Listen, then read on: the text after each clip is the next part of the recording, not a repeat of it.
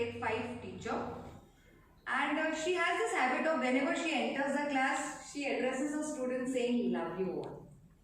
But she is lying. Because there is a child in her class whose name is Teddy. Teddy is a bit unkept. She'll catch hold of Teddy for every small thing, demotivate him, give him bad remarks. Days passed by. And there was a trend in the school that after every quarterly year, that is after every 3 months, teachers had to write the report cards and send it to the headmistress. Headmistress would count the C and put her signature.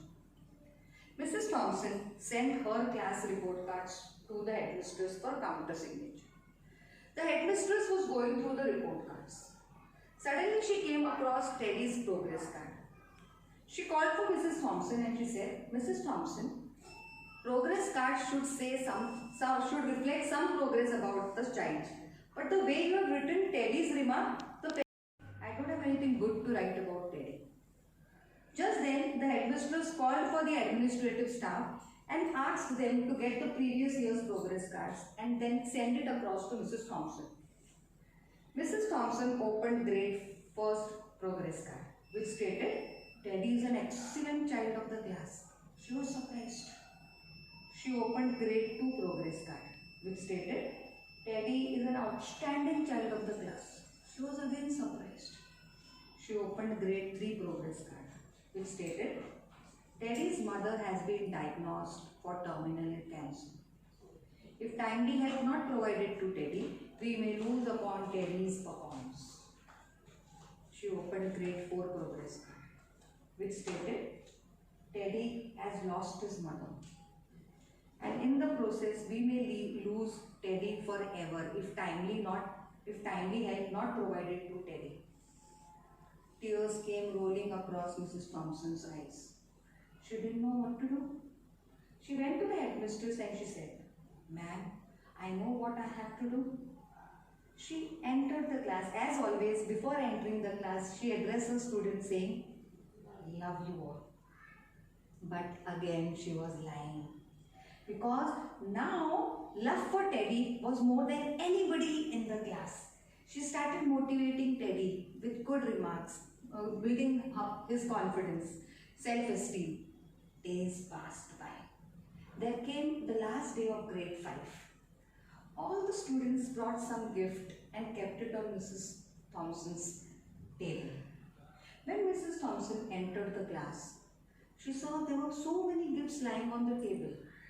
But there was one gift which was wrapped in an old newspaper. Immediately it struck her it would be from Teddy. She picked that gift up, which was given by Teddy. She went aside and started unwrapping the gift. When she was unwrapping the gift, she saw other students started laughing. She unwrapped the gift and she saw that there was a half-used perfume bottle and there was a bracelet out of which half of the stones had fallen down. She immediately wore the bracelet and sprayed the perfume from the perfume bottle. And she went close to Teddy. When she went close to Teddy, Teddy was with tears in his eyes. And he said, "Ma'am, you smell like my mother." This was the last perfume bottle which she used. And this was the bracelet which was removed from her body before she was taken into the coffin. Days passed by, but indefinitely every year Teddy would send a note to Mrs. Thompson stating, "I have seen many teachers, but you are the best."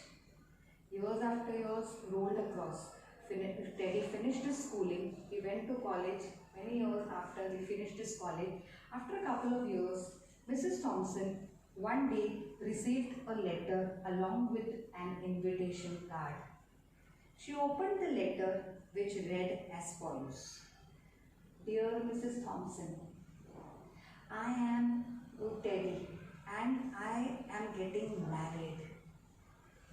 Without your auspicious blessings and your auspicious presence, my marriage would be incomplete. So kindly do come for my marriage." Immediately Mrs. Thompson got ready for a marriage. By then, the perfume from the perfume bottle was already over. She immediately wore the bracelet, dressed herself up, and moved towards the church.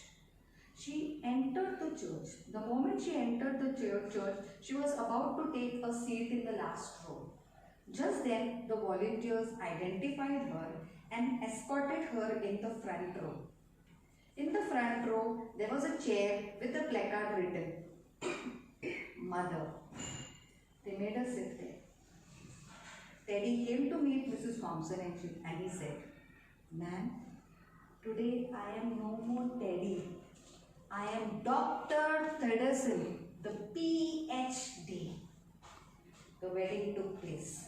After the wedding, he brought his newly wedded wife to be introduced to Mrs. Thompson and he said, Today whatever I am is all because of my beloved teacher, Mrs. Thompson.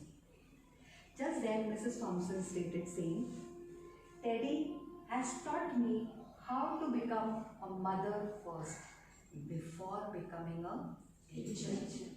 So you and me present here. There might be a Teddy sitting in your class when you join your school who would be waiting for the hand-holding to bring about that turning point in the life of that child. You and me together can create a difference in the life of our students. So it's very important. You have to be a motherly figure. How do you treat your own children at home? With abundance of patience, love, affection, consideration. Same is expected when you are entrusted with the students of your class. So what is the takeaway from the story? You have to be like a mother. So before becoming a teacher, what you have to do? Mother. Teacher will come in the second stage. What is the first stage? What are you? Mother. Very important. Never ever forget the story of Teddy. You have to be the source of inspiration. How Mrs. Thompson was a source of inspiration for Teddy, bringing about a turning point in the life of Teddy. Will you ever forget? No. Never forget. Now I'm going to finish off